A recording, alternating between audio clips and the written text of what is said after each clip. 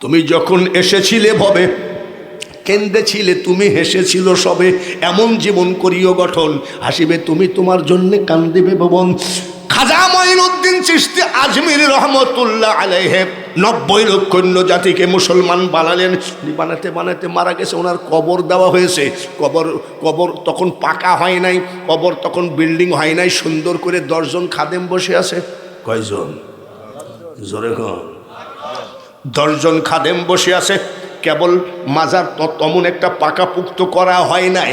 এমন সময় বাদশাহ আওরঙ্গজেব তলোয়ার নিয়ে বের হলো, ভণ্ড মাজারগুলোকে আগে ধ্বংস করে দাও। আমাদের দেশে ভণ্ড মাজার আছে কি নাই? বহু আছে, জোরে বলেন ঠিক কিনা? লম্বা চুল ছিল, মুখে মুখ ছিল, 2 পাশে 2 মহিলা বসে থাকতো, খেপা আর খেপি। খেপা আর দেখবেন যে মাজারে গেলে পীর বাবাজি বসে আছে, এপাশে এক মহিলা এপাশে এক মহিলা। আমি একদিন জিজ্ঞেস করছি যে ইনার আবার কারা? আবার কি বলে জানেন? 2 পাশে 2 মহিলা বসায় রেখে বড়রা গান গায়, পরের নারী পরের দ্রব্য হরণ করো না, পারে যেতে পারবা না। ঠিকই তো বলি, কিন্তু এই মহিলারা কারা? বলে এই মহিলারা হলো খেপা আর খেপি। পীর বাবা খেপা আর মহিলা হলো খেপি। পর্দার আড়ালে মা বোনেরা আল্লাহর কোরআন পড়ো, শ্বশুর শাশুড়ির খেদমত করো, স্বামীর খেদমত করো, পর্দায় থাকো। কারোর জন্যে তোমাদের জন্যে জান্নাতের দরজা খোলা থাকবে। খবরদার খেপার পাল্লাই পড়ো না, তোমাকে খেপি বানাইয়ে ছেড়ে দেবে। এরকম খেপার মাজার আছে কি নাই? ওই খেপার মাজার ভাঙলো। বাদশাহ আলমগীর ছিল একেবারে শরীয়তের কঠিন একজন আলেম, জ্ঞানী। এই যে এই কি বলে পার লুঙ্গি যদি গিরির নিচে যাইত উনি লাঠি দিয়ে মারত। ওরা বাদশাহ আওরঙ্গজেব গেল মাজার ধ্বংস করতে করতে 10 জন ফোর্স নিয়ে গেছে। এই মাজার কার? বলে খাজা মঈনুদ্দিন চিশতির। বলে খাজা মঈনুদ্দিন চিশতি আবার কেডা? বলে উনি সুলতানুল হিন্দ, হিন্দুস্তানের বাদশাহ। ও মরদ আবার বলছে আমি তো বাদশাহ। আবার বাদশাহ কেডা? হ্যাঁ, বলে খাঁটি অলি না ভণ্ড অলি? বলে খাঁটি অলি। বলে খাঁটি অলি যদি হয় মরা না জিন্দা? জোরে বলেন আপনারা। ওরে বাবারে, জানেন না নাকি? কথা বলতে এখন ঘুমিয়ে গেছেন নাকি? আল্লাহর অলি খাজা মঈনুদ্দিন চিশতি খাঁটি না ভেজাল? আরো জোরে কোন? জিজ্ঞাসা করে ইনি খাঁটি অলি না ভণ্ড অলি? বলে খাঁটি অলি, সুলতানুল হিন্দ। তাই নাকি? বলে হ। বলে তাই যদি হয় আমি সালাম দিব, মাজার থেকে যদি জবাব না আসে তাহলে কিন্তু তোদের সবার কল্লা নামায়ে দিব। বলে দেন। আসসালামু আলাইকুম ইয়া গরিব নওয়াজ। সালামের জবাব নাই। 4-5 জন খাদেম ছাড়িয়ে দৌড়। সালামের জবাব না দিলে কি করবে? খাদেমদেরকে কল্লা কাটিয়ে দেবে, মাজার ধ্বংস করে। 4-5 জন খাদেম ছাড়িয়ে দৌড়। যাদের একান্ত বিশ্বাস আছে, ঈমান আছে, তারা বসে আছে। আর একবার সালাম দেয়, আসসালামু আলাইকুম ইয়া গরিব নওয়াজ। কয়বার হইল? জবাব আসে নাই। বাকি 4-5 জন ছাড়িয়ে দৌড়। থাকলো মাত্র পাকা ঈমান যাদের, তারা বসে আছে। এরাও কয় লা ইলাহা ইল্লাল্লাহ সুবহানাল্লাহ। কি যে হবে বুঝতে পারতেছি না। কয়বার সালাম দিয়েছে? 3 বার সালাম দিয়েছে, আসসালামু আলাইকুম ইয়া গরিব নওয়াজ। আর একবার বলে নেন আল্লাহর অলিরা মরা না জিন্দা? আরো জোরে বলেন। আলাউলিয়া লা ইয়ামুতু হাদিসে লিখন, আউলিয়ারা রহে জিন্দা নাই তাদের মরণ। 3 বারের বেলায় বলছে ওয়া আলাইকুমুস সালাম হে বাদশাহ। খাদেমরা বলছে আল্লাহ বাসলাম। জবাব দিয়েছে কি দেয় নাই? এবার বাদশাহ বড় তাগড়া বাদশাহ, ডাক দিয়ে বলে গরিব নওয়াজ, আপনি যে এত বড় আল্লাহর অলি, প্রথমবারে তো জবাব দিলেন না, দ্বিতীয়বারে জবাব দিলেন না, তৃতীয়বারে বললেন ওয়া আলাইকুমুস সালাম। তাহলে কি আমার এই তলোয়ার যে মাইরে ফেলবো, খাদেম টাদেম সব মাজার টাজার উল্টায় দেব, এই তলোয়ারের ভয়ে সালাম দিলেন নাকি? চিন্তা করেনি। এবার আর এক ফেকড়া বাস, খাজা মঈনুদ্দিন চিশতির রওজা থেকে আওয়াজ আসতেছে, বাদশারে আমি মঈনুদ্দিন পৃথিবীরাজের তলোয়ারকে ভয় করি না, জোরে বলেন মারহাবা। আমি 3 বারের বেলায় দিলাম কেন? তুমি যখন প্রথম সালাম দাও আমি মদিনায় রওনা দিলাম, দ্বিতীয় সালাম যখন দাও তখন আমি মদিনায় অবস্থান করি, সুবহানাল্লাহ। তৃতীয় সালাম যখন দাও তখন আমি রওজাতে ঢুকলাম মদিনা থেকে এসে, তাই রওজা থেকে আমি ওয়ালাইকুম সালাম বলেছি। একটু পাসপোর্টে ভিসা লাগান, ভিসা লাগাইয়ে পাসপোর্ট 6-7 হাজার টাকা, আর আজমি শরীফে বাংলাদেশের 1020 টাকা হলেই রাজার হালে ঘুরিয়ে আসা যায়। একটু গিয়ে দেখেন বাবাজি ওই খাজা গরিব নওয়াজের মাজারের উপরে 50 কেজি স্বর্ণ দিয়ে গম্বুজ করা আছে।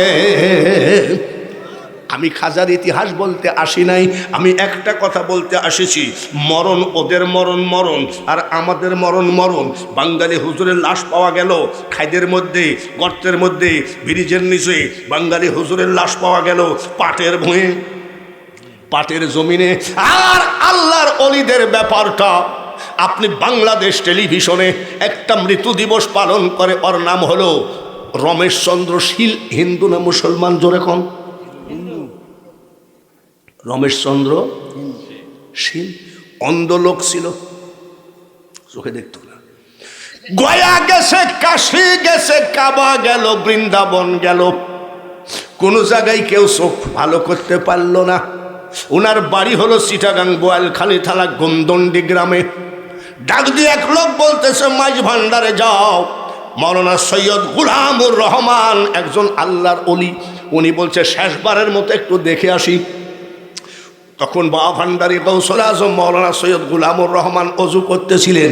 এমন সময় হিন্দুর বেটা, তারপরে আবার লাপিত যাই বলছে এখানে গুলাম রহমানকে অজুর পানি এইভাবে ছিটাইয়ে দেওয়ার সাথে সাথে চোখ খুলে গেল। জোরে বলেন মারহাবা। আল্লাহর অলিরা এমন পারে কি পারে না? আল্লাহর অলিদের কেরামতি নিয়ে যদি বাঙালি হুজুর ওয়াজ করে এক বৈঠকে কমপক্ষে 5-6 দিন হলেও ওয়াজ শেষ হবে না। তার কারণ আমি অলিদের উপরে রিসার্চ করেছি, যে দেশেতে ঘুমাই কত আউলিয়া দরবেশ, সে যে আমার জন্মভূমি সোনার বাংলাদেশ। অজুর পানি ছিটানোর সাথে সাথে উনি চোখ খুলে গেল। চোখ খোলার পরে উনি মুরিদ হয়ে গেল। মুরিদ হওয়ার পরে একতারা দিয়ে শুধু গান গাইতো, মাইজ ভান্ডারি গান। দেখে যারে মাইজ ভান্ডারে, দেখে যারে, এরকম হাজার হাজার গান আমার মুখস্থ আছে। উনি গান গাইতে লাগলো, দিন থাকিতে ওরে পাগল গেলি না তুই মাইজ ভান্ডার, মনের আগুন মিটল না তোর পাইলি না মৌলার দিদার। উনি হিন্দুর ছেলে, মুরিদ হওয়ার পরে খালি গান গাইতে গাইতে এইবার মারা গেল রমেশ চন্দ্র শীল। বিটিভি বাংলাদেশ সরকার প্রতি বছর মৃত্যু দিবস পালন করে, সাতা লোক না। হিন্দুর বেটা মারা গেল, মারা গেলে পরে মুসলমানরা জানাজা করবে, তার মানে মৌলানা সৈয়দ গুলামুর রহমানের কাছে মুরিদ হয়েছিল, আমরা জানাজা করব। হিন্দুরা বলছে আমরা পুড়াবো, মুসলমানরা বলছে আমরা জানাজা করব। হিন্দুরা কি বলছে? আমরা পুড়াবো। এইভাবে উভয় পক্ষে লাঠি ফাল্লা বল্লম বের করলো। উভয় পক্ষ হিন্দু মুসলমান মারামারি বেঁধে যাবে। শেষ পর্যন্ত একটা কমিটি হয়ে রমেশ চন্দ্র শীলের লাশ পড়ে থাকলো, মামলা করলো কোর্টে। ওই সময় ম্যাজিস্ট্রেট মুস্কি হাসি দিয়ে রায় দিল কি জানো? ওই সময় মুস্কি হাসি দিয়ে রায় দিলে বলে, বেকুবরা কোথাকার, বলে কি লাশ পচে গেলে তখন থাকবি কি করে তোরা? কবে মামলা নিষ্পত্তি হবে? লাশ যদি ফাইটে যায় তখন কি হবে? হিন্দুরা বলছে আমরা ফাটা লাশ, পচা লাশ পোড়াবো। মুসলমানরা বলছে আমরাও পচা লাশ হলে জানাজা করব। ম্যাজিস্ট্রেট রায় দিয়ে দিল পাগলার দর্শন। মুসলমানরা জানাজা করে দাফন কাফন করে কবর দিয়ে চলে যাক, তারপরে ওরা চলে যাওয়ার পরে তোরা কবর থেকে উঠায়ে পুড়ায়ে ফেলা। উভয় পক্ষ বলছে ম্যাজিস্ট্রেটের বেটা রে, অরিজিনাল ম্যাজিস্ট্রেট। বলে খুশি? বলে হ্যাঁ খুশি। মুসলমানরা জানাজা করলো, দাফন কাফন করে জিয়ারত করে চলে গেল। হিন্দুরা কোদাল নিয়ে এসে কবর খুঁড়তে লাগলো। একটা কবর খুঁড়তে কি 3 দিন লাগে নাকি? জোরে কোন 3 ঘন্টা লাগে নাকি? মাত্র 20 মিনিটের ভিতরে কবরের খাপাসি উঠাইয়ে দেখে রে রমেশ একজন হিন্দুর বেটার লাশ নাই, লাশ নাই, এত বড় একটা গোলাপের ফুল পড়ে আছে। খালি অযথা ফতুয়াবাজি করে দেশটাকে ধ্বংস করো না। বাবার জমি জায়গা বিক্রি করে টাকা নিয়ে আমি বহুদূর ঘুরেছি। আজকে সব কথা না হলেও কিছু কথা বলবো, রাজি আছেন নাকি? কারা কারা রাজি নাই হাত দেখান। সবাই আসল মালিক। আরে শুনতে একটু ভুল হয়ে গেছে। রাজি আছেন ইনশাআল্লাহ? কারা আরো জোরে হবে রাজি আছেন?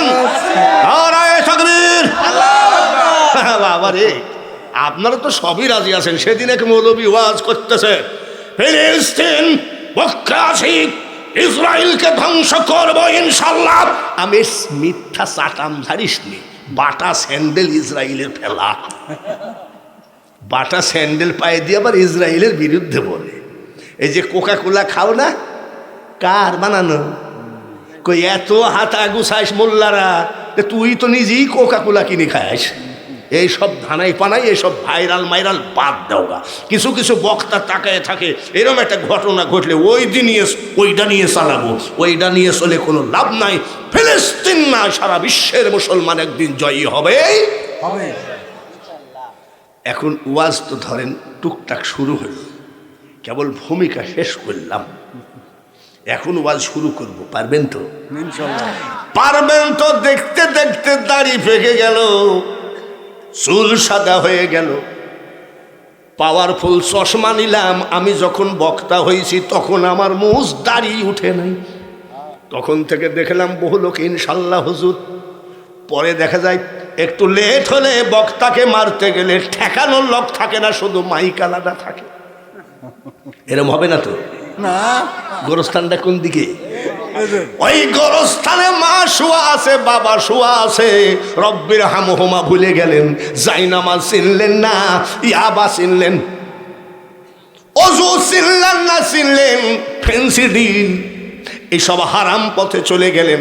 আপনার মা যে চিৎকার করে কান্দে যখন কোনো আল্লাহওয়ালা ব্যক্তি গোরস্থানের পাশ দিয়ে হেঁটে যায়, তখন আপনার মা কান্দে, কে যাও রে পথিক রাস্তা দিয়া হাঁটিয়া, সূরা ফাতিহা সূরা ইখলাস যাও না একবার পড়িয়া।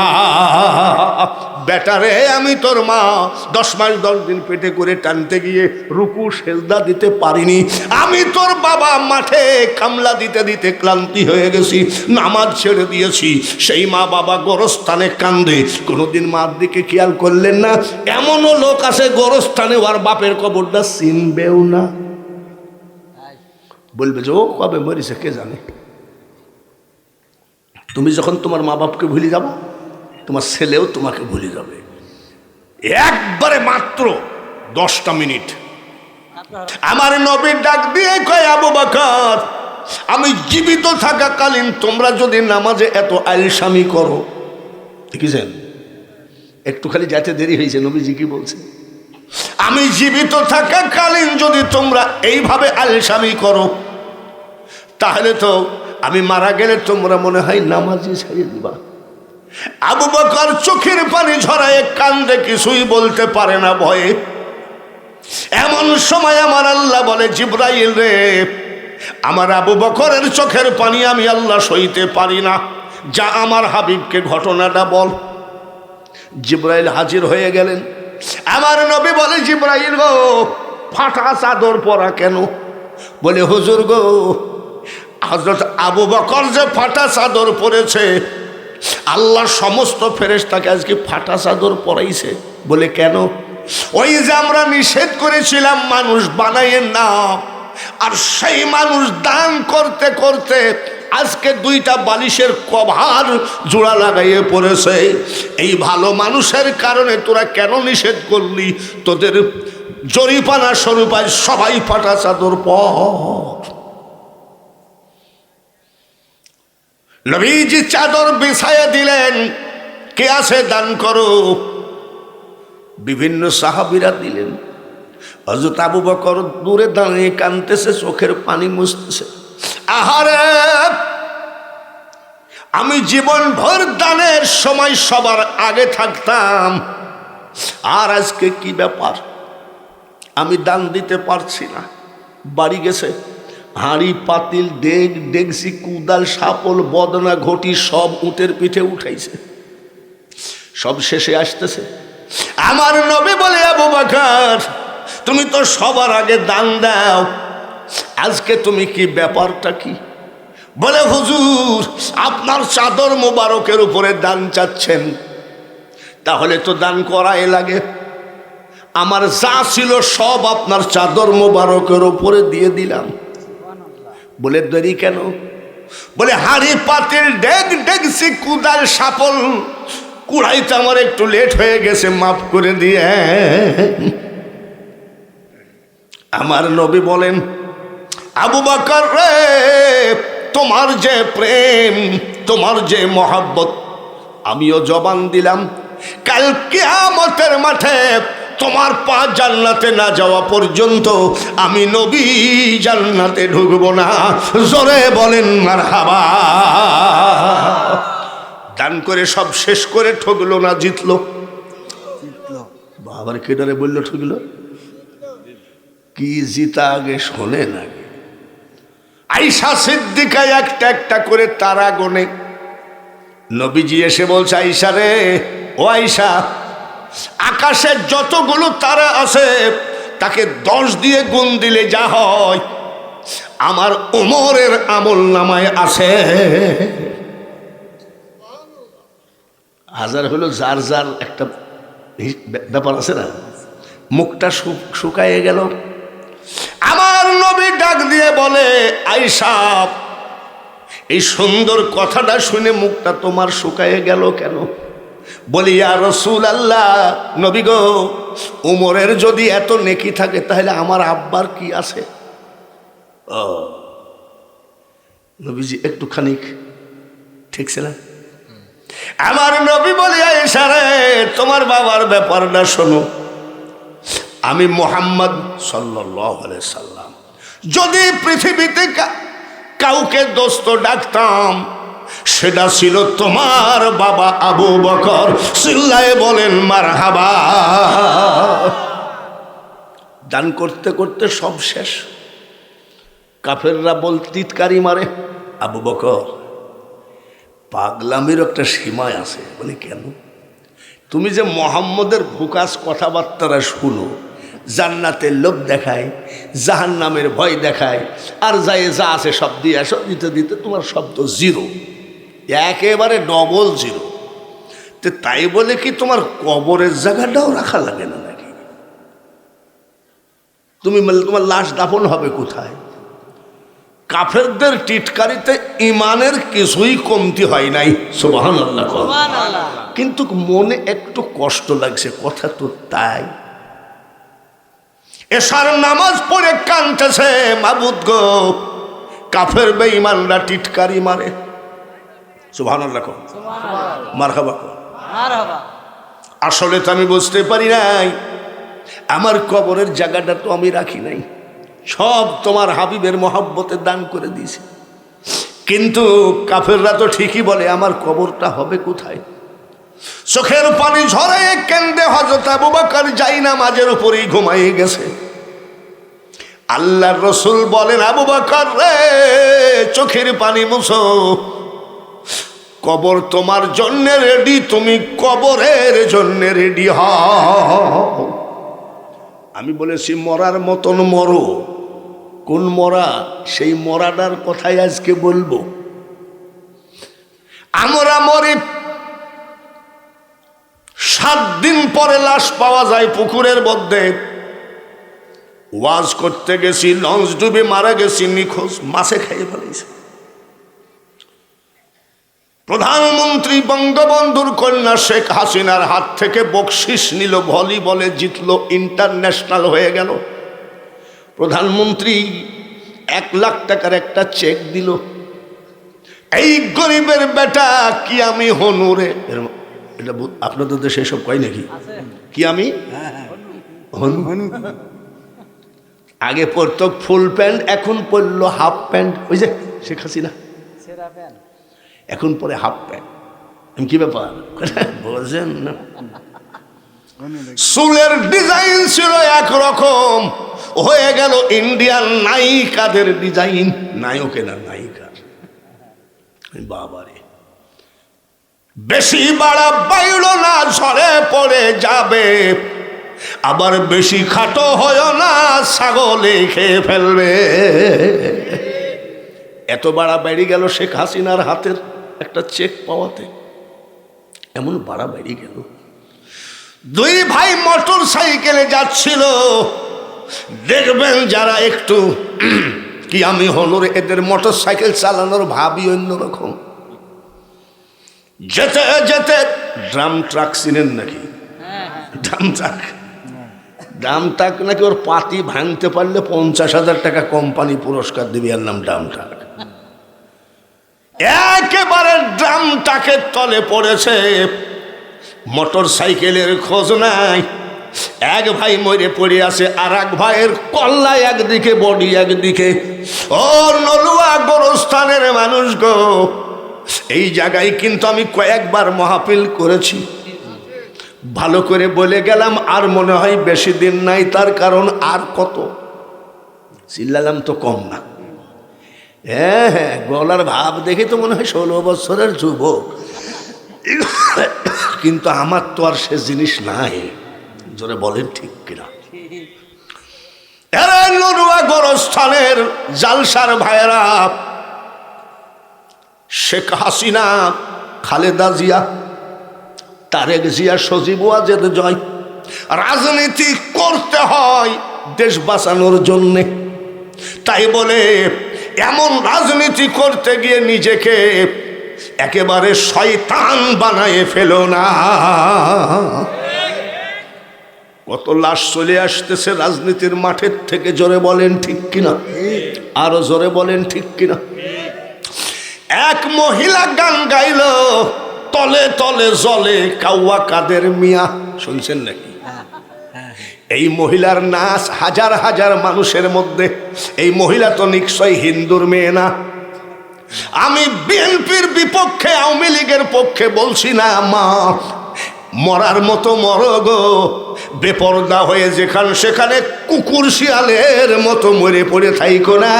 তার কারণ এই জিন্দেগিটা অনেক বড় জিন্দেগি।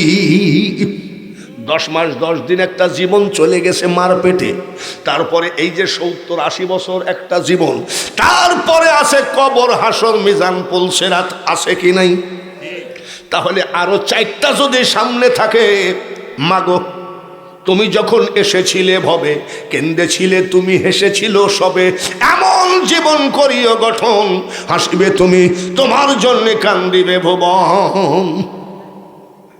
হযরত আবু বকর সিদ্দিককে নবীজি কি বললেন মনে আছে? কবর তোমার জন্য রেডি, তুমি কবরের জন্য রেডি হও। স্বপ্নের মধ্যে বলছেন, সুবহানাল্লাহ, স্বপ্নের ভিতরে বলছেন। এই আবু বকর শুধু কবরের জন্যও কান্দে, আর আমরা গোরস্থানের ভিতরে ফেন্সিডিলের বোতল পাওয়া যায়। শুধু গোরস্থানের ভিতরে খালি ফেন্সিডিলের বোতল নেই। রাজশাহীতে গেছি ওয়াজ করতে, বিশাল একটা গোরস্থান, জায়গাটার নাম কাজলা। আমি এই গাড়ি দাঁড়াতে একটু জিয়ারত করে আসি। বড় একটা উঁচু কবরের পাশে যাই, মেলা কবর গোরস্থানে। আসসালামু আলাইকুম ইয়া আহলাল কুবুর, আউযু বিল্লাহি মিনাশ শাইতানির রাজিম, বিসমিল্লাহির রহমানির রহিম। জিয়ারত করতেছি, উঁচু কবর, ওই পাশে দেখি ফিস ফিস করে আলাপ আলোচনা করে। কিরে, লোক দেখা যায় না কিন্তু ফিস ফিস করে কথা কয়। আমি ভূত মত নাকি, জিনমিন নাকি? আমার লোম টোম বাপু সে খাড়া হয়ে গেছে। আপনার ভয় নাই নাকি? নাকি ভয় খালি আমারই আছে? আছে নাকি? কিরম সাহস আল্লাহ, রাত 3টার সময় একলাই যাই অত গোরস্থানে। তোমার বাপের কবরের কাছে যাই, যদি কও আসসালামু আলাইকুম, তোমার বাপ যদি কবরের ভিতর থেকে বলে কেবা আসিস, বাবারে, যদি বলেন ঠিক কিনা? আমি দেখতেছি লোমটম খাড়া হয়ে গেছে, আমি তাড়াতাড়ি মোনাজাত করি পালাই। পালাইতে গিয়ে দেখি, বাইরে আমার বন্ধুরা, হযরত আবু বকর সিদ্দিক কত বড় আল্লাহওয়ালা, উনি দাঁড়াই আছেন, জিবরাইল ফেরেশতা আসছেন, হযরত আবু বকরকে বলছে আসসালামু আলাইকুম, কেমন আছেন? ওয়া আলাইকুম আসসালাম, ভালো আছি। জিবরাইল বলে আবু বকর ভাই বলেন তো এখন জিবরাইল কোথায়? জিবরাইল কিন্তু ওনার সামনে দাঁড়ানো। জিবরাইল বলছে বলেন তো এখন জিবরাইল কোথায়? হযরত আবু বকর সিদ্দিক রাদিয়াল্লাহু তাআলা আনহু 1 মিনিট চোখটা বন্ধ করে চোখ খুলে বলছে এই যে জিবরাইল। সুবহানাল্লাহ বলেন। জিবরাইল ফেরেশতা বলেন আবু বকর ভাই আমি যে আপনার সামনে দাঁড়িয়ে আছি কেমনে বুঝলেন?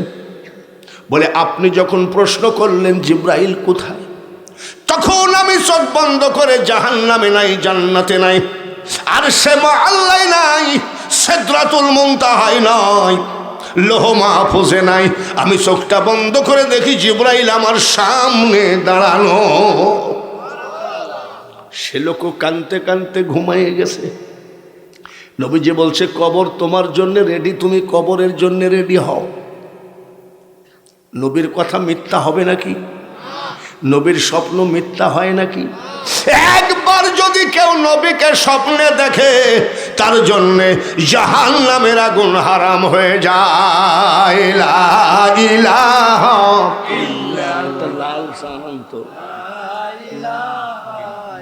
আরো তো রে বাবা জিকিরের যা ভাব, জোরে জোরে লা ইলাহা,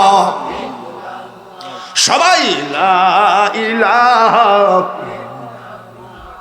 লা ইলাহা ইল্লাল্লাহু মুহাম্মাদুর রাসূলুল্লাহ। একটা মানুষও যদি জবান বন্ধ করেন আপনি কপাল পোড়া লোক।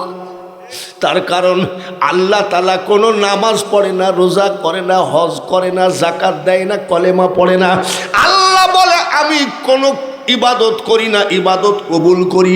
আমি একটা কাজ করি, ইন্নাল্লাহা ওয়া মালাইকাতাহু ইউসাল্লুনা আলান নবী। আমি আমার ফেরেশতাদেরকে নিয়ে আমার হাবিবের উপরে দুরূদ পড়ি, জোরে কোন মারহাবা। ইয়া আইয়ুহাল্লাযীনা আমানু সাল্লু আলাইহি ওয়া সাল্লিমু তাসলিমা। তোমরাও আমার হাবিবের উপরে দুরূদ পড়ো, যার জন্য ওই আল্লাহর হুকুমটা একটু পালন করেন। চোখটা বন্ধ করে সবুজ গম্বুজটা খেয়াল করে পড়ি আল্লাহুম্মা, জোরে জোরে সাল্লি আলা মাওলানা, আরো জোরে ওয়ালা আলিস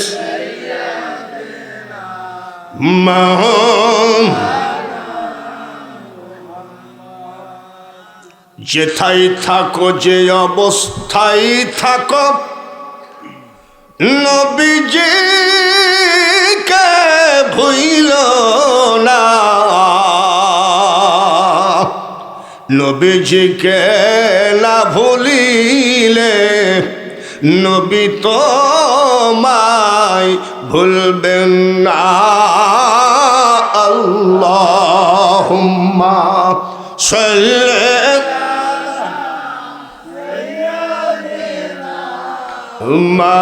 মাওলানা ওয়া আলা আলিস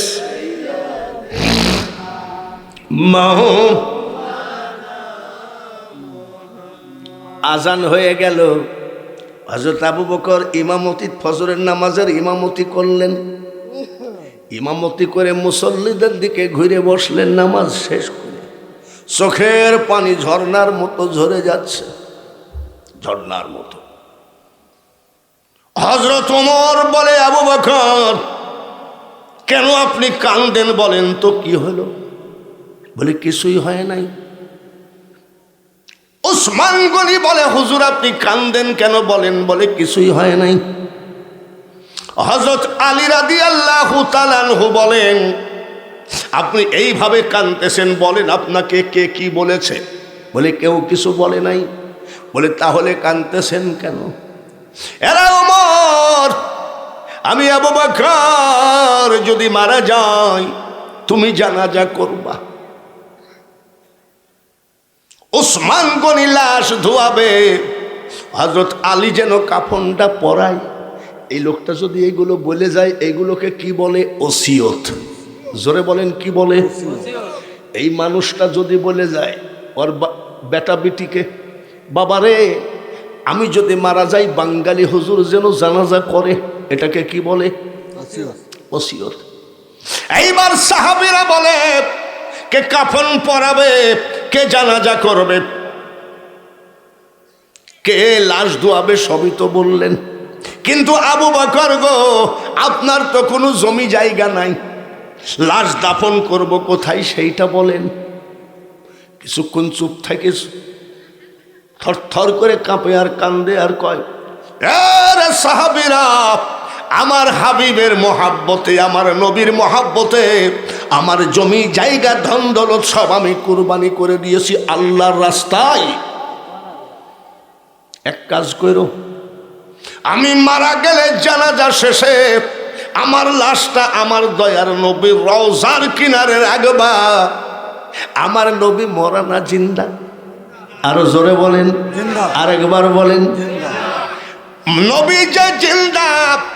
কারি ইব্রাহিম রহমতুল্লাহ আলাইহি হজ করতে গেলেন, হজ করতে গিয়ে কাবা জিয়ারত করে মদিনায় গেলেন। নবীর রওজায় সালাম দেয়, আসসালাতু ওয়াসসালামু আলাইকা ইয়া রাসূলুল্লাহ। আল্লাহ রাসূল বলে, ওয়া আলাইকুমুস সালাম ইব্রাহিম। কারি ইব্রাহিম রহমতুল্লাহ আলাইহি কাঁদতেছেন। অন্যান্য হাজী ভাইয়েরা বলছে, হুজুর আপনি কান্দেন কেন? বলে আমার নবীর রওজায় সালাম দিলাম রে, আমার নবী সালামের জবাব রিটার্ন দিল, আমি নিজে কানে শুনেছি। তাহলে নবী মরা না জিন্দা? ভাইয়েরা আমার, অন্যান্য হাজী ভাইয়েরা বলছে, কারি সাহেব হুজুর সালামের জবাব রিটার্ন পাইছেন, তাহলে তো হাসার কথা, কান্দার কথা না, আনন্দের কথা। তাহলে আপনি কাঁদছেন কেন?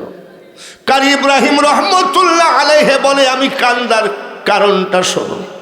1400 বৎসর আগে যে নবী মারা গেছে, এখনো রওজা থেকে যদি সালাম রিটার্ন দেয়, আমার নবী মরে নাই। আমি কাঁদছি এই জন্যে, যদি উনার পা মুবারক, কদম মুবারকটা একটু বের করে দিতেন, আমি ইব্রাহিম, সুবহানাল্লাহ কর, মারহাবা কর, আমি ইব্রাহিম ওনার পাক কদমে চুমা দিয়ে ঘরে ফিরে যাইতাম, আর আমার আর অন্য কিছু দরকার ছিল না। মানুষ বানাইছে আল্লাহ প্রেমের কারণে, প্রেমের ডুরি বান্ধ নবীজির সনে। কুল ইন কুনতুম তুহিব্বুনাল্লাহ ফাত্তাবিউনি ইউহিব্বুকুমুল্লাহ ওয়া ইয়াগফির লাকুম যুনুবাকুম ওয়াল্লাহু গফুরুর রহিম। নবীকে ভালোবাসতে হবে, আয়াত আছে কি নাই? আছে। কিন্তু বর্তমানে কিছু হুজুর নামধারী মোল্লা, ভাইরাল মোল্লা, ভাইরাল মোল্লা বোঝেন তো?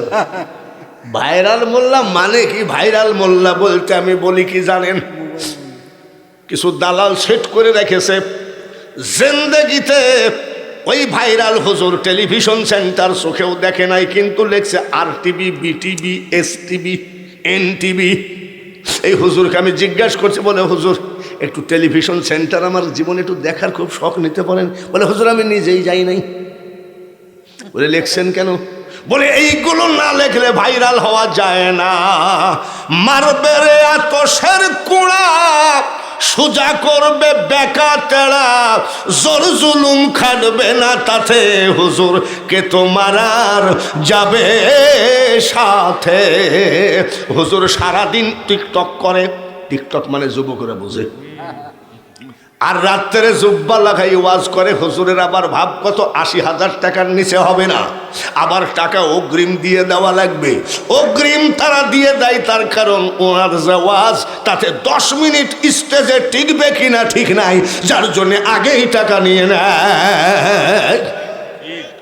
আমি আমাকে বড় মনে করছি না। আমি শাহজাদপুরে আসতে শাহ মখদুম রহমতুল্লাহ রেখে জিয়ারত না করে আমি ওয়াজে উঠি না। রাজশাহী গেলে শাহ মখদুমকে জিয়ারত না করে গেলে উঠি না। আরে ভাইরাল বক্তারা, খোদার কসম করে বলছি, হবিগঞ্জে একজন ডিবির অফিসার আমার বাড়িতে আসছে, বলে হুজুর ৯৫,০০০ টাকা আমি হেলিকপ্টার ভাড়া দিয়ে দিয়েছি, আপনি হেলিকপ্টারে যাবেন, আমি আল্লাহর ওয়াস্তে মাফ করেন, টাকাটা আমাকে দিয়ে দেন। বলে কেন? ৩৬০ আউলিয়ার সর্দার বাবা শাহজালাল, শাহপরান, কত ৩৬০ জন আউলিয়া ঘুমাই আছে, আর আমি বেয়াদবের মতো হেলিকপ্টার নিয়ে তার বুকের উপরে উড়ব। এই মা আমাকে পেটে রাখে নাই, আমার মা একজন আল্লাহওয়ালা ছিলেন। খুশি হয়েই তো আমাকে দিয়ে দিয়েছে। আল্লাহ তাআলার কাছে বলি, আল্লাহকে ডাকো, এই লোক দেখায়নি ভাইরাল হয়েও না। নিজামুদ্দিন ধুলাউড়ির ওয়াজ শুনছেন নাকি? আব্দুল ওহাব বুলবুলির ওয়াজ শুনছেন নাকি? শুনছেন না? ওনারা ওয়াজ করলে মানুষ চোখের পানি ঝরাইয়া দিয়েছে। আর এখনকার বক্তা আগেই টান মারে,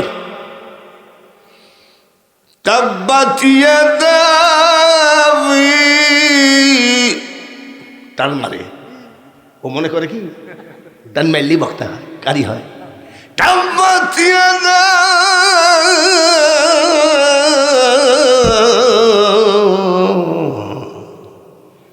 মানে এমন টান মারিছে, সামনে যে কি আছে বক্তার মনেই নাই। এই সব করে কি আর ভাইরাল হওয়া যায় রে বেটা? বাংলার মাটিতে আইলো কত, গেল কত, কোথায় তাদের ঠিকানা? আর কতদিন খেলবি খেলা, মরণ কি তোর হবে না? কোথায় গেল বঙ্গবন্ধু, কোথায় গেল সরোয়ার্দী, কোথায় গেল বাংলার শেরে বাংলা? সবার ঠিকানা কোন জায়গায়? জোরে বলেন। কবরস্থান যদি হয়, বক্তা যদি আল্লাহওয়ালা না হয়, জনগণ কোনোদিন আমলদার হবে না। আমি অনুনয় বিনয় করে বলছি, আগের বক্তার কথা বলছি না, আবার মনে করেন না যেন। আগের বক্তা তো আমাদের লাইনের লোক, কিয়াম টুক করলো দেখছেন না, আমাকে লাইনের লোক। বক্তা আছে কিছু ভাইরাল বক্তা, আমার থেকে বেশি টান জানো নাকি? এই শাহজাদপুরের মাটিতে ১ বৎসরে আমি ৬৭টা ওয়াজ করেছি, শাহজাদপুর থানায়। বুঝতে পেরেছেন? এখনো সিলেট, ব্রাহ্মণবাড়িয়া, কুমিল্লা, চিটাগাং এই দিকে থাকি, শাহজাদপুরে কমে গেছে। কই আমার ওয়াজ তাই বলে আপনারা পান না বলে বাঙালি হুজুর কেউ ডাকে না তা না, এখনো ১-১৫০ ওয়েটিংয়ে আছে ওয়াজ। আমি ভাই মাপ চাই, আমার ডেট নাই। আবার কিছু কিছু বক্তা দেখি ডেলি ৩ খ্যাপ মারে, সকালে একটা, দুপুরে একটা, রাত্রে একটা। আল্লাহ সবাইকে হেদায়েত করেন, সবাই বলি আমিন। হযরত আবু বকর সিদ্দিক রাদিয়াল্লাহু তাআলা আনহু বলেন, ওমর জানাজা শেষ করে আমার নবীজির রওজার কিনারে আমার লাশটা রাখবা, উনি যেখানে বলে সেখানেই কবর হবে। সুবহানাল্লাহ কোন। আমি কিন্তু ওয়াজের শুরুতে বলছি মরা 2 রকম, আবু বকরের মরা আর আমাদের মরা এক রকম নাকি? ভাইরা আমার, সত্যিকারী ওসিয়ত মোতাবেক ওই জায়গায় রাখা হলো। ১-১.৫ ঘন্টা কোনো আওয়াজ নাই রওজা শরীফ থেকে। কাফের বেঈমানরা টিটকারি মারতে লাগলো, রে আবু বকর তুই কি জানিস আব্দুল্লাহর বেটা ডিজিটাল বলল? কাফেররা কয় আর কি, এখনই তো লাশ জঙ্গলের ভিতরে ফেলে দিবে, কুকুর শিয়ালে খাবে। এই কথাটা হযরত ওমরের কানে এসেছিল।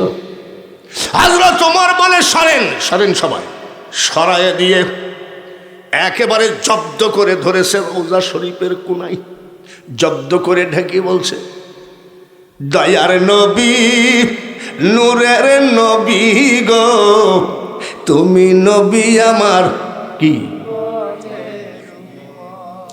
রহমাতাল লিল আলামিন, তুমি উম্মতের জাবিন, জোরে জোরে বলেন, রহমাতাল লিল, তুমি উম্মতের জাবিন, তুমি আমার নির্ধনী আর ধনজ দয়ার নবী, সবাই নূরের নবী গো, তুমি নবী আমার। দেখে নবীর মুজিজা, মারহাবা, আর রাসূলুল্লাহ বলেন মারহাবা। দেখে নবীর মুজিজা, ভাগ্যবতী মা খাদিজা, জীবন যৌবন করিলেন অর্পণ দয়ার নবী, নূরের নবী গো।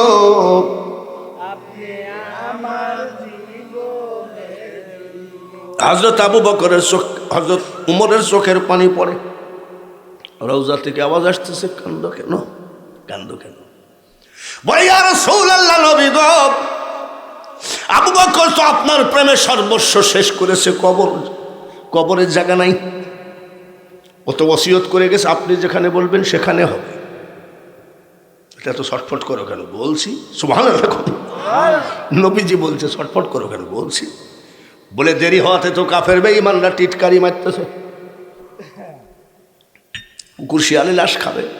নবীজি ধমক দিয়ে বলছে বাজে কথা বলবা না। ওমরের, আবু বকরের লাশ কুকুর শিয়ালে খাবে কেন? বলে হুজুর কি করা যায়?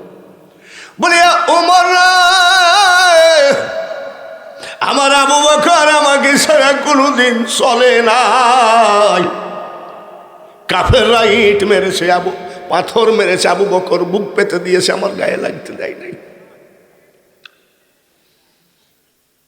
পাহাড়ের গুহার ভিতরে আমার পাগল আবু বকরের রানের উপরে মাথা দিয়ে ঘুমাইছি, কাফের জ্বালাই ওই দেশ ত্যাগ করেছি। আমার আবু বকরের ঘুমের ক্ষতি হবে বলে বিশেষ সমস্ত দেহ জর্জরিত হয়ে গেল, আবু বকর আমাকে ঘুমের থেকে ডাকে না। এত কাছে সব সময় থাকতাম। ওমর রে, রুহানি জগতে দুই বন্ধু এক জায়গায় হয়েছি, কথাবার্তা বলতে গিয়ে একটু লেট হচ্ছে, তাই নাকি? বলে হুজুর কি করা যায়? কি আর করবি রে ওমর, আজীবন আমার আবু বকর যখন আমাকে আমার পাশ ছাড়লো না, আমার পার সেই খবর দেরে দুই বন্ধু কিয়ামত পর্যন্ত এক জায়গায় ঘুমায় থাকি। যারা হজ করেছেন বলেন তো, নবীর পাশের কবরটা কার? তারপরেরটা কার? হযরত ওমর। তারপরেরটা কার? আরেকটা জায়গা ফাঁক আছে, এটা কার? ঈসা আলাইহিস সালাম আবার দুনিয়ায় আসবেন, ইসলামের দাওয়াত দিয়ে মারা যাবেন, ওই জায়গাটা তার জন্য রাখা হয়েছে। বলে কেন রাখা হয়েছে? তাওরাত, জবুর, ইনজিল কিতাব একেবারে সাইজ করে পড়ে দেখে, আমার নবী যদি দুনিয়ায় না আসতেন, নবীও হতো না, দুনিয়া হতো না, পাহাড় পর্বত নদী নালা সাত সমুদ্র কিছুই হতো না। ঠিক কিনা? আমার নবী সম্পর্কে আল্লাহ তাআলা বলেন, দোস্ত আমার মুহাম্মদ রে আমার নামের সাথে জড়িত, মারহাবা বলেন, যাহার সৃষ্টি না হইলে কিছুই পয়দা না হইতো। ওয়াজের লাইন কুন্ডা, মর দুই রকম মরা। হযরত আবু বকরের মরা কি আমাদের মতন নাকি? উহুদের যুদ্ধে নবীজির দাঁত ভেঙ্গে দিল, শুধু তাই না, লোহার রড কাফেররা এই দিক দিয়ে ঢুকাই এই দিক দিয়ে বের করে দিয়েছে। আর কানার দল কয় মোহাম্মদ আমি ওটা। শয়তানও তো অত বড় কথা কয় না, জোরে বলেন ঠিক কিনা? কানার দল কয় ও বড় ভাই, আল্লাহ তাআলা বলছেন নবীর স্ত্রীগণ তামাম পৃথিবীর জন্য মাতা স্বরূপ।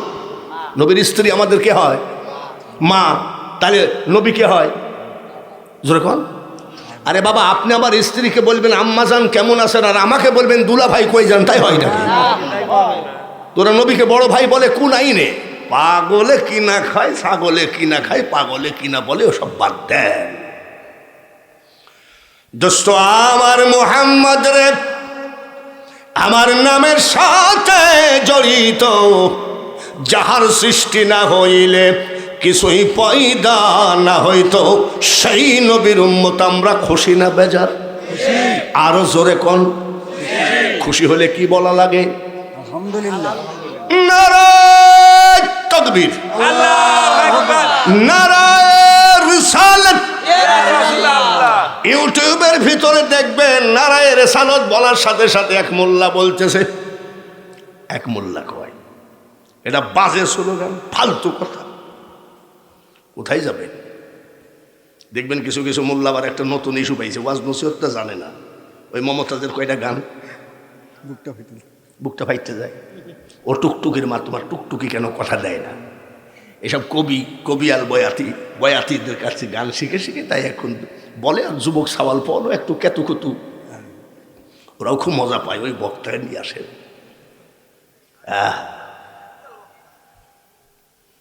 কি বক্তা?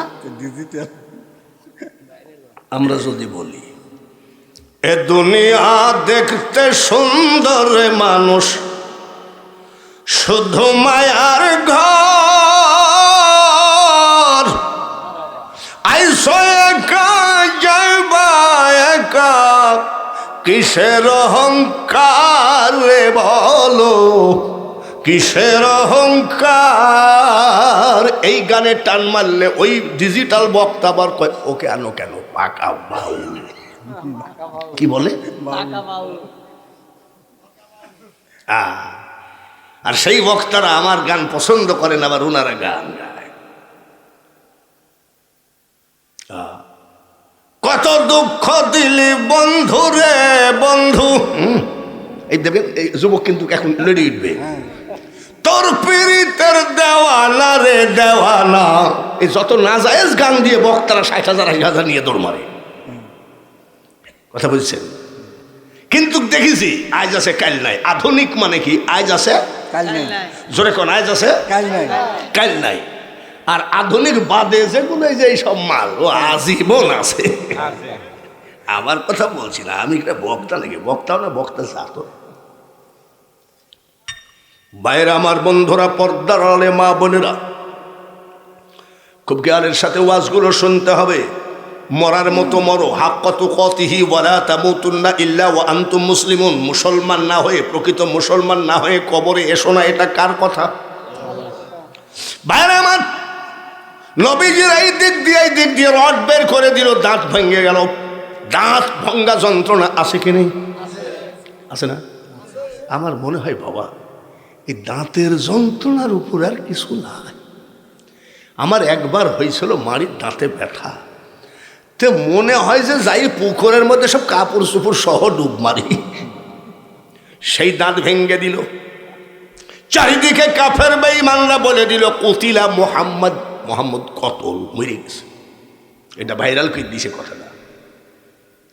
এইবার বাবাজিরা রে, ও যুবক ভাইয়েরা শোনো, ছোট ছোট মাসুম বাচ্চারা বের হয়ে যাচ্ছে। মা জিজ্ঞাসা করে ছেলে রে কই যাস? কই যাস? বলে মা আর তোমার বুকের দুধ খাবো না গো। মা বলে কেন? আমরা শুনলাম আমাদের আখেরি পয়গম্বরকে মেরে ফেলেছে অতল।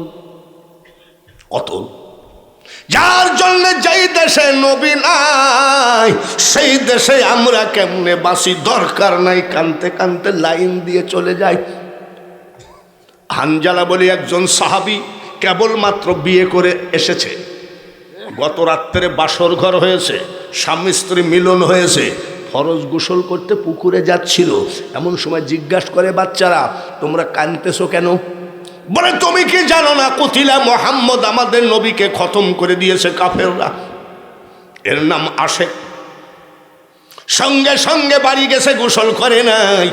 আলমারির ভিতর থেকে তলোয়ার বের করে কয় স্ত্রী রে থাকো, জোরে বলেন মারহাবা, থাকো, যদি বেঁচে থাকি দেখা হবে, আর যদি মারা যায় দেখা হবে হাসরে। বলে কোথায় যাচ্ছ?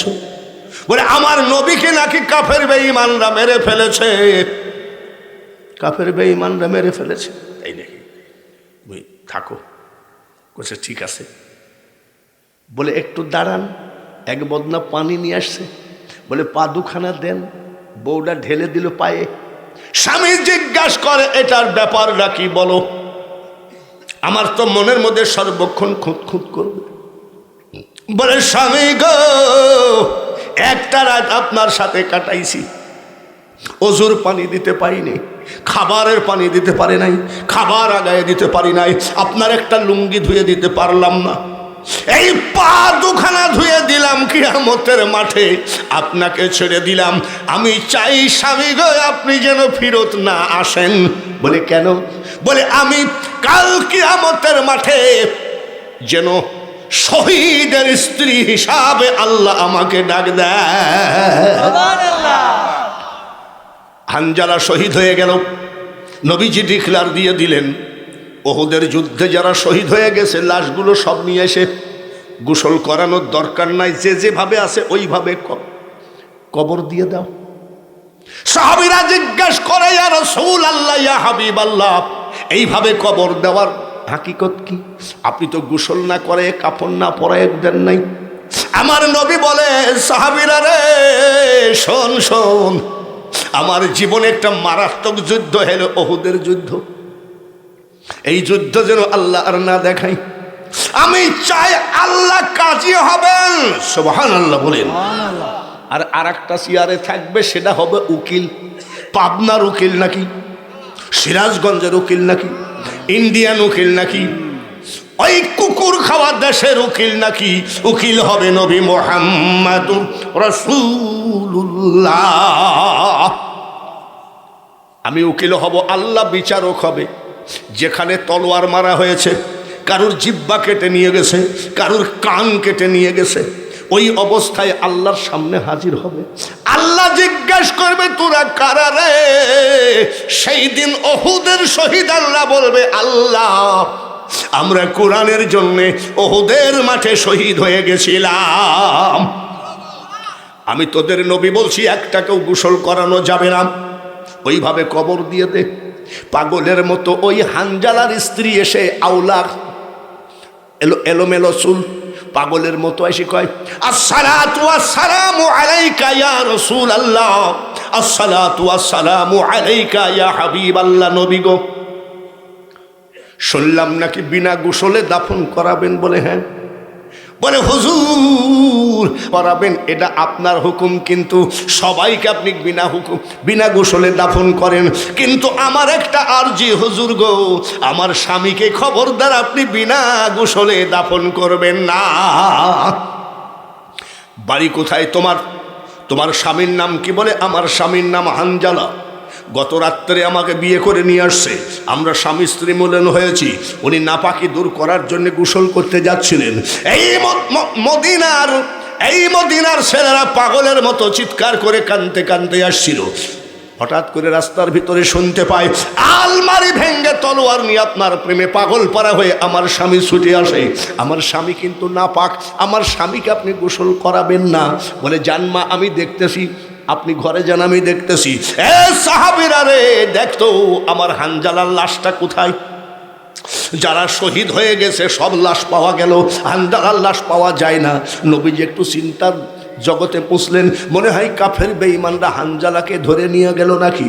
একটু চিন্তা করতে করতে জিবরাইল এসে সালাম দেয়, আসসালাতু ওয়াসসালামু আলাইকা ইয়া রাসূলুল্লাহ, আসসালাতু ওয়াসসালামু আলাইকা ইয়া হাবিবাল্লাহ। হুজুর, হানজালার জন্য আপনি চিন্তা করবেন না, চিন্তা করে লাভ নাই। বলে কোথায় আছে? বলে কাফের বেঈমানরা ওকে ধরে নিয়ে যায় নয়, হানজালা শহীদ হয়ে গেছে। আমার আল্লাহ তাআলা ফেরেশতাদেরকে ডেকে বলেছে, হানজালা রে, ধর্মের জন্য, কোরআনের জন্য, আমার হাবিবের জন্য হানজালা শহীদ হয়ে গেল। হানজালা স্বামী স্ত্রী মিলন হয়েছিল নাপাক, ওকে গোসল না করে আমি আল্লাহ কেমনে কবরে দিই? তাড়াতাড়ি লাশটা উঠায় নিয়ে এসো। উঠায় নিয়ে এসে জান্নাতের বরকতি পানি দিয়ে হানজালাকে গোসল করায় এই ওহুদের ময়দানে দিয়ে আইসো। আমি শুরুতেই বলেছি মরা কয় রকম আজকে দেখবেন ইনশাল্লাহ। রাজি আছেন তো? রাজি আছেন তো? এইবার ডাক দিয়ে বলে কই সে লাশ? বলে হুজুর গো, ফেরেশতারা নিয়ে জান্নাতের বরকতি পানি দিয়ে গোসল করাচ্ছেন, কিছুক্ষণ পরে দিয়ে যাবে। ফেরেশতারা হানজালার লাশ দিয়ে গেল। সাহাবীরা দেখে রে, দাড়ি বেবে চুলের আগা বেবে জান্নাতের সুগন্ধি পানিগুলো এখনো গড়ে যায়।